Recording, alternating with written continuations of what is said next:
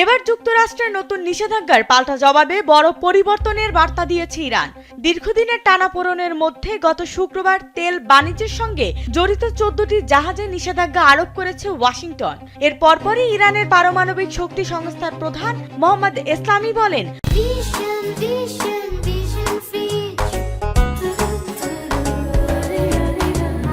সমৃদ্ধ ইউরেনিয়ামের মাত্রা কমাতে প্রস্তুত। টিআরটি গ্লোবালের প্রতিবেদনে মোহাম্মদ এসলামি বলেন, বিষয়টি পুরোপুরি নিষেধাজ্ঞা প্রত্যাহারের উপর নির্ভরশীল।